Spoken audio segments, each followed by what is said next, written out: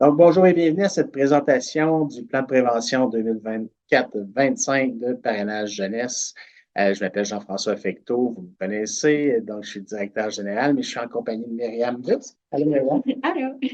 Donc, Myriam Bus, qui est animatrice jeunesse et aussi représentante en santé et sécurité au travail pour vous, chers bénévoles et travailleurs de parrainage jeunesse. Donc, dans les prochaines minutes, on va vous expliquer le plan de prévention et donc, sans plus tarder, je vais partager la présentation euh, à l'instant même. Donc, merci de votre écoute. Évidemment, ce plan a été conçu là, juste cette année, donc, et devait être présenté euh, juste avant le 1er avril. Donc, aujourd'hui, on va aborder plusieurs sujets. On va présenter les membres qui composent le comité de santé et sécurité. On va faire une synthèse du plan de prévention. Comment s'informer auprès de nous avec ce plan, donc comment il va être disponible. Nos attentes pour parrainage jeunesse envers les bénévoles et les travailleurs et les prochaines actions à venir là, du comité de santé et sécurité au travail qui est quand même intégré avec parrainage jeunesse, donc d'autres activités pour vous qui vont se passer au cours de la prochaine année.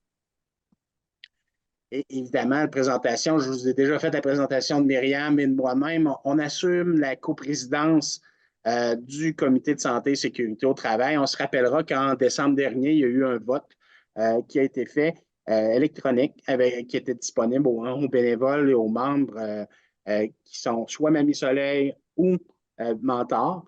Et à l'exception des membres du conseil d'administration, évidemment, pouvaient voter pour leurs représentants.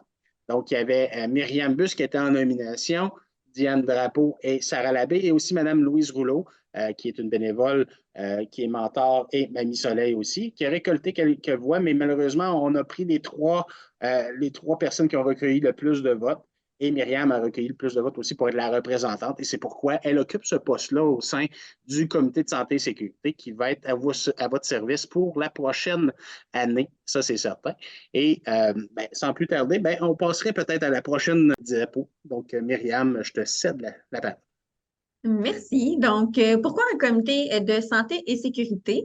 Donc, comme Jean-François l'a un peu là, abordé au début de la présentation, donc c'est conformément à la loi modernisant le régime de santé et de sécurité du travail.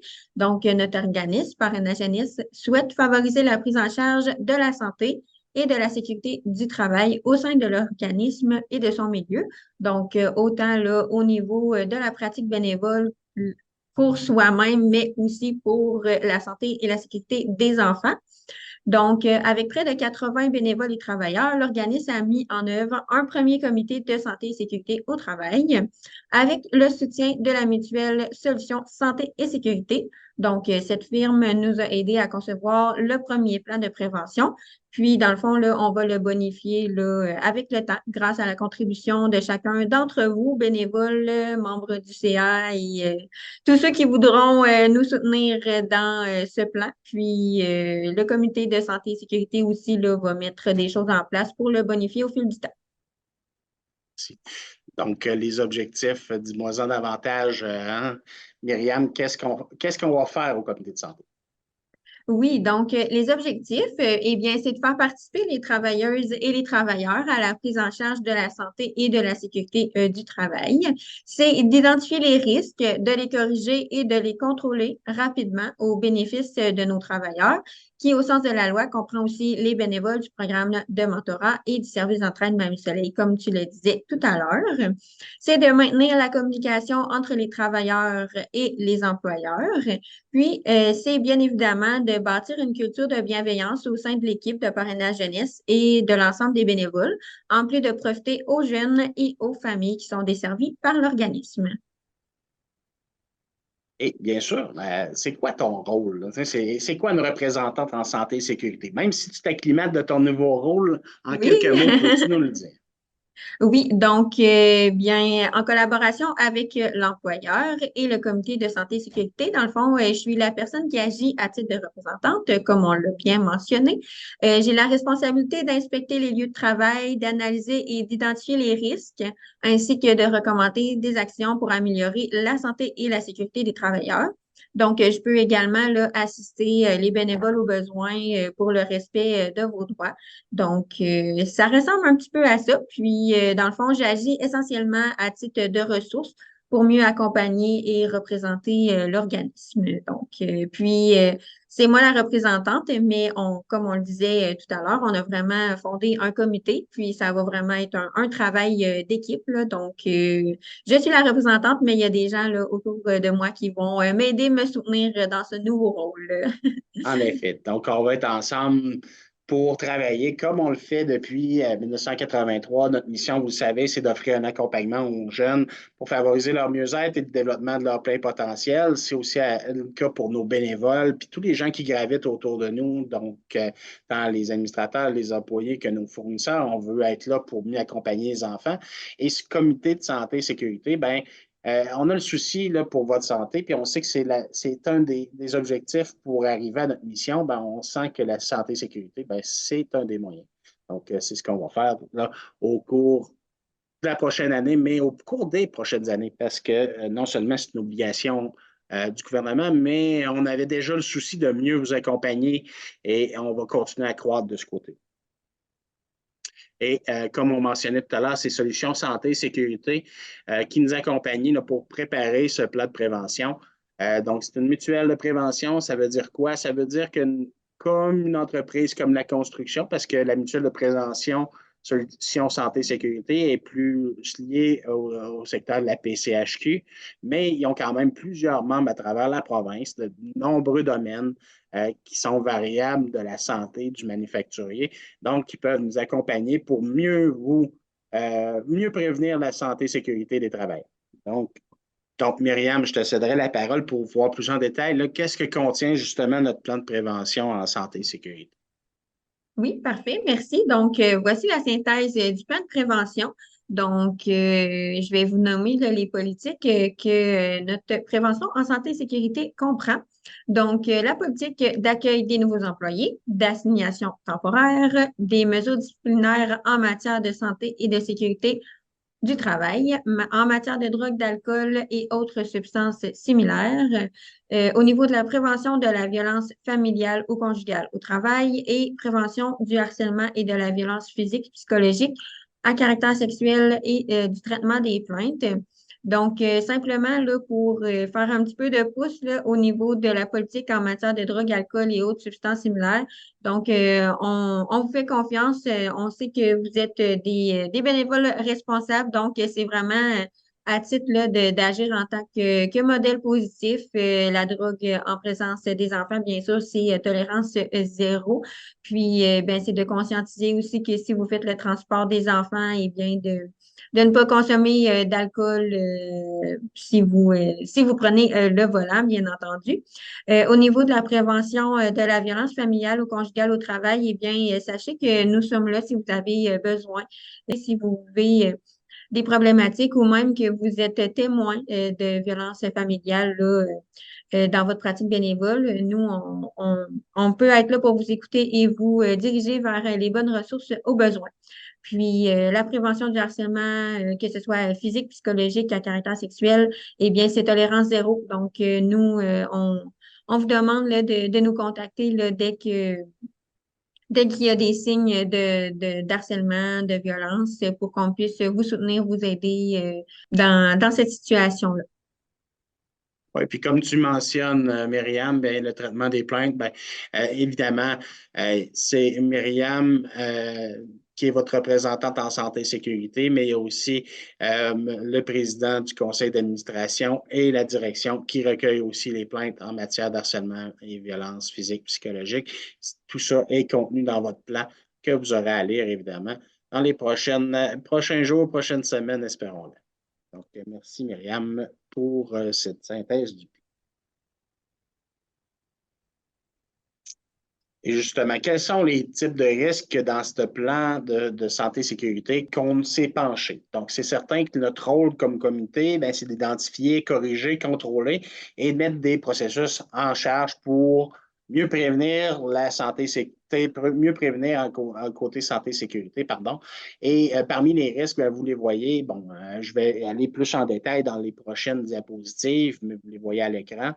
Ergonomique, ben, on parle aussi pour les travailleurs, aussi pour parrainage jeunesse, mais pour aussi vous, bon, la flexion, torsion du tronc, les postures qui pourraient vous occasionner des maux. Quand on parle des mamies soleil qui font des efforts pour soulever les enfants, pour les mettre dans une coquille, les transporter, ou même vous, quand vous le mettez sur un siège d'appoint.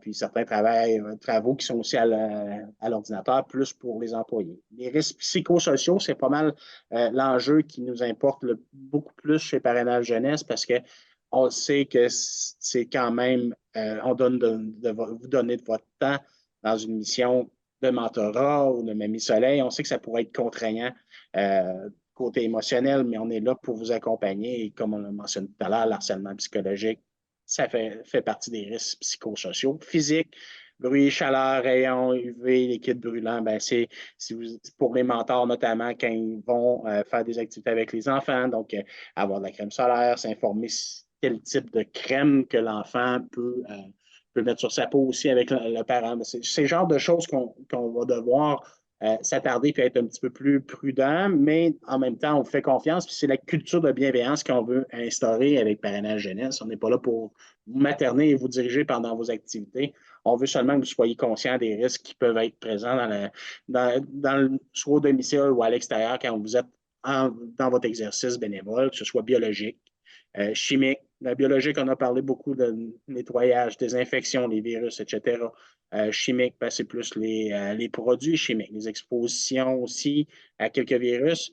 Et sécurité mécanique, ben, si vous faites des activités qui a peut-être des risques un petit peu plus envers la sécurité ou des mécanismes qui pourraient écraser des doigts ou oui, vous faites une tâche qui pourrait être à l'extérieur, admettons, et qui aurait des dangers. Fait que c'est juste d'être conscient de ça. Et plus loin, on va avoir des fiches pour mieux vous expliquer quels sont nos chevals de bataille et je laisserai justement Myriam parler des fiches que nous avons dans le plan de prévention. Oui, donc merci Jean-François. Donc, comme vous l'a bien mentionné, nous avons des fiches spécifiques dans notre plan de prévention, autant pour le personnel que les bénévoles. Donc, dans les grandes lignes, nous allons vous expliquer un petit peu c'est quoi les fiches spécifiques pour les bénévoles et le personnel. Donc, au niveau bénévole, on a l'équipement de protection individuelle. Donc, tout ce qui touche là, au niveau là, d'être bien chaussé, donc d'avoir des chaussures antidérapantes, un outil de travail, si je peux dire, qui est requis à porter en tout temps, que ce soit à l'extérieur comme à l'intérieur. Donc, on a le souci d'éviter là, toute chute qui peut être évitée, en fait. Donc, de porter une chaussure antidérapante peut vraiment là, réduire le risque des chutes. Donc, dans cette fiche, nous avons également les gants de protection. Donc, pour les bénévoles Mamie Soleil, les gants sont requis lors des changements de couche. Très important. Ensuite, nous avons encore pour les équipements de protection individuelle. Donc, au niveau des activités de loisirs, eh bien, les bénévoles peuvent parfois participer à des activités de loisirs variées, donc expériences scientifiques, cuisine, sport, pêche. Donc, il incombe aux bénévoles de s'informer et de respecter le port d'équipements de protection requis lors de ces activités.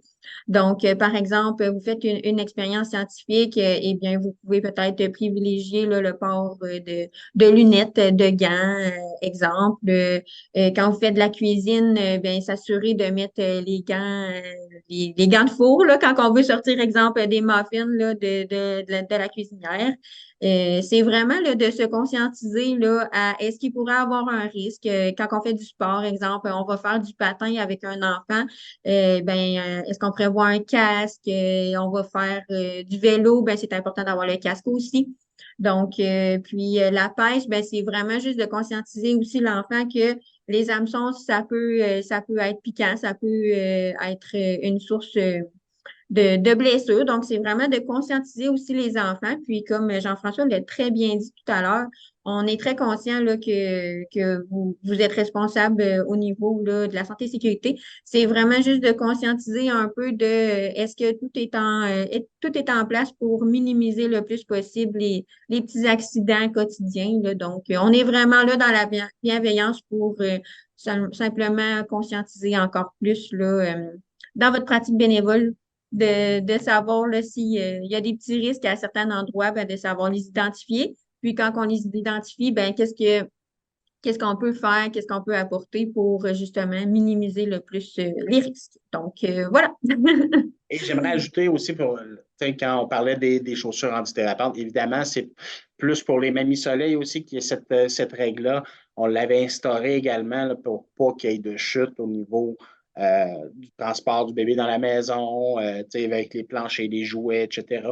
Donc, les chaussures antidérapantes étaient plus à ce niveau-là aussi établies pour les mamies soleil. Pour les parents ben, et marraines, ben, c'est sûr que vous êtes dans votre domicile, ben, c'est pas la même chose d'avoir des chaussures antidérapantes ou faire des activités qui n'en nécessitent pas. Mais la volonté dans tout ça avec les activités de loisirs, ben, le bon matériel pour la bonne activité. C'est un peu le réflexe qu'on veut vous développer avec là. Exactement. Donc, risque physique et abus financiers. C'est certain que quand on parle d'émotionnel et tout ça, et on est en lien avec des familles, les risques physiques, abus financiers, on ne peut pas les négliger. Il n'y a pas de risque zéro. On n'est pas là pour vous faire peur non plus, mais on est là pour vous accompagner.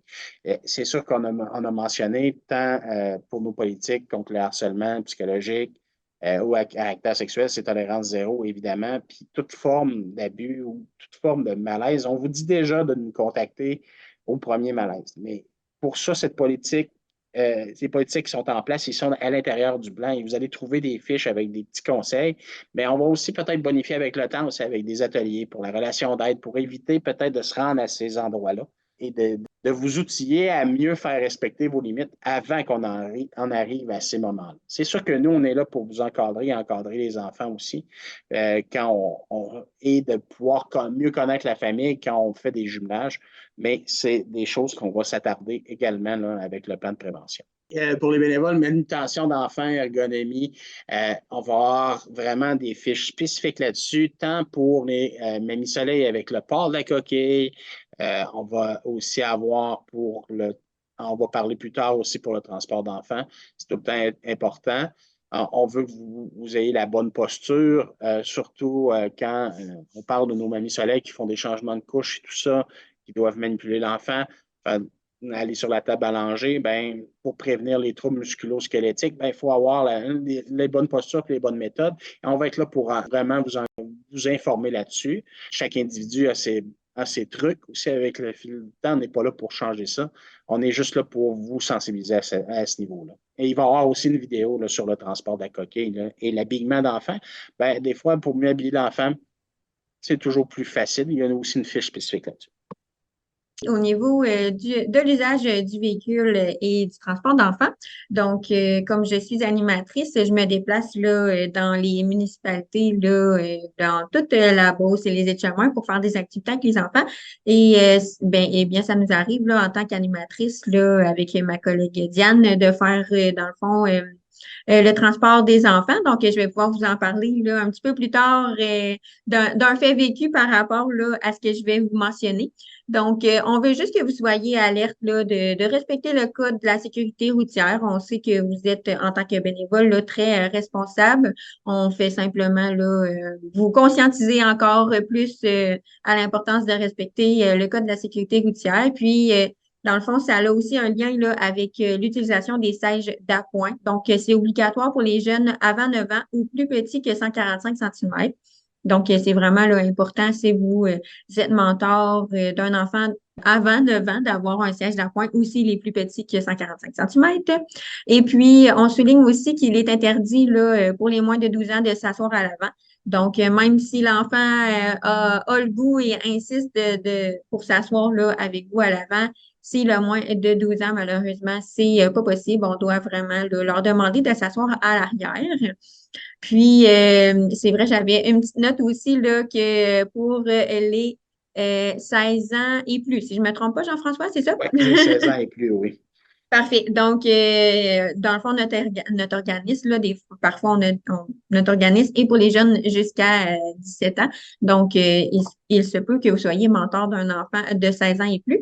Donc, pour le port de la ceinture, si, exemple, l'enfant refuserait catégoriquement de s'attacher, eh bien, c'est lui qui serait responsable de l'amende si jamais vous seriez arrêté. Mais bien sûr, là, on suggère là, fortement que l'enfant s'attache. Là, c'est la sécurité avant tout, mais simplement là, pour vous donner l'information que s'il refuserait de s'attacher là, 16 ans et plus, ben, c'est à eux que va l'amende. Ben oui, puis tu Euh, sais, pour les 16 ans et plus aussi, Myriam, j'ajouterais, là, même s'il ne reste plus beaucoup de temps, là, je ne veux pas prendre trop de temps, mais les 16 ans et plus, quand il y a les cours de conduite, ben, le passager, quand vous êtes le passager avec votre permis de conduire, vous n'avez pas même pas le droit de prendre votre cellulaire à la main parce que vous êtes là en tant que guide pour l'enfant qui mhm. conduit. Donc, il y a certaines réglementations comme ça qui existent, mais on ne sera pas là pour vous materner, mais seulement pour vous conscientiser encore une fois. OK, Oui, merci. exactement. Puis, je vais y aller rapidement là, avec mon petit fait vécu. Donc, en tant qu'animatrice, comme j'ai dit, je fais du transport d'enfants. Puis, j'ai déjà là, eu le commentaire là, d'un enfant qu'il n'y avait pas besoin de s'attacher là, dans ma voiture parce qu'il habitait proche. Puis, de toute façon, il n'y avait jamais de police là, dans ce village-là. Donc, c'était un peu là, sa raison de ne pas s'attacher, mais je lui ai expliqué que tu sais, avec moi, c'était important de s'attacher en tout temps, que il n'y avait pas la possibilité de ne pas s'attacher. Donc, finalement, là, il a bien coopéré, ça a été correct, il a bien compris là, ma demande. Puis, ironiquement, là, j'ai trouvé ça très drôle parce que quand on est sorti du stationnement, il y avait une police qui était stationnée juste à l'avant là, du stationnement. Donc, j'ai montré là, la voiture de police à l'enfant. Puis, bref, simplement pour conscientiser que même si on pense parfois que c'est juste parce qu'on veut pas se faire arrêter par la police, mais c'est vraiment par mesure de santé et sécurité en fait, qu'on vous présente ce plan-là. Là, c'est vraiment dans le but d'assurer votre bien-être. Donc, voilà. Évidemment, c'est un plan de prévention pour tous les travailleurs. Donc, c'est certain qu'il y a des fiches aussi pour le personnel de bureau, pour les échelles, les escabeaux, donc les travaux en hauteur, les équipements de protection individuelle dans le cadre de notre travail, la manutention de charge et posture ergonomique au travail. Donc, si vous n'avez pas à la maison ou au travail des plans de prévention, bien, vous pourrez lire notre plan et avoir aussi ces conseils-là, mais qui concernent un petit peu plus le personnel de bureau. Mais en même temps, vous pourrez vous en informer et en informer d'autres parce que la sécurité commence bien souvent à la maison. En cas d'accident, on vous demande de nous contacter sans délai à notre numéro de téléphone 418-221-7123. Donc, c'est vraiment important là, de nous appeler là, sans délai. Là. Aussitôt que vous avez un accident, on veut être au courant. Puis, on vous rappelle que l'organisme dispose d'une assurance civile et une couverture pour les employés et bénévoles admissibles. Donc, un petit rappel. Puis, vraiment, là, de nous appeler tout de suite s'il arrive quoi que ce soit. C'est le bon réflexe à développer. Puis, on vous le dit assez souvent à chaque fois qu'on vous rencontre, quoi qui se passe dans vos vies qui pourrait procurer un malaise ou vous avez une interrogation. Ben, on a aussi Sarah qui est l'intervenante pour les jumelages. Vous avez Diane Drapeau aussi qui est animatrice jeunesse, qui est aussi en lien avec les familles. Et évidemment, ben, bien sûr, pour tout autre sujet avec l'ami Soleil, il y a Suzy et moi qui sont là au bureau, et Myriam, évidemment, comme représentant. On va avoir des attentes d'ici la fin de l'année financière. Ben, on veut vous dresser vos attentes pendant la prochaine année, finalement. Donc, on veut que vous preniez connaissance de la documentation de cette présentation. Il va y avoir aussi une lettre d'engagement d'ici le 30 juin à signer pour tous les bénévoles et employés. Et bien sûr, on va avoir besoin de votre collaboration et votre participation est grandement appréciée pour l'amélioration du plan, mais aussi pour poursuivre notre mission là, pour les prochaines années. Donc, on vous remercie de votre engagement et on va vous communiquer bientôt aussi les détails pour la lettre d'engagement, comment ça va fonctionner et comment on va prendre contact avec vous. Donc, merci beaucoup de votre participation. Puis, On a développé aussi une nouvelle section qui s'appelle Boîte à outils sur notre site web. Donc, on va vous inviter à aller la visionner. Toutes les informations qu'on vous présente aujourd'hui s'y trouveront. On va la bonifier avec le temps. Selon le rôle des bénévoles, ben, il va y avoir des fiches pour les Mamies Soleil, des fiches pour les parrains, marraines qu'on appelle aussi mentors et les employés. Donc, ça sera à consulter, évidemment, et à mettre dans vos ressources. Myriam? Oui, super. Donc, on voulait vous dresser un petit portrait de nos actions à venir par rapport à notre comité de santé et sécurité. Donc, on va faire le lancement de petites capsules pause sécurité. Donc, ça va être sur différents sujets là, par rapport à la sécurité et la santé, des petites capsules là, de quelques minutes qui sont faciles là, à écouter. Il va y avoir les formations RCR pour les bénévoles, autant pour les Mamies Soleil que la possibilité de le faire aussi pour nos bénévoles mentors. On est vraiment soucieux là, de vous soutenir aussi au niveau de la santé psychologique. Donc, des ateliers de formation vont vous être offerts. Des publications sur le Facebook de partenaires sur divers sujets d'intérêt et la mise à jour annuelle du plan de prévention bonifié d'année en année. Donc, on vous remercie pour votre écoute. Le plan va être disponible évidemment dans la boîte aux outils sur le site Internet. Vous pourrez avoir accès au plan soit en version électronique ou version papier pour ceux et celles qui ne seraient pas en mesure là, de pouvoir le consulter sur notre site. Et évidemment, ben, si vous avez des questions, vous pouvez toujours nous rejoindre par courriel, par téléphone ou venir au bureau chercher la petite présentation. Puis, ça sera toujours un plaisir de vous croiser là, dans la prochaine année. Donc, merci et bonne fin de journée. Merci. Merci.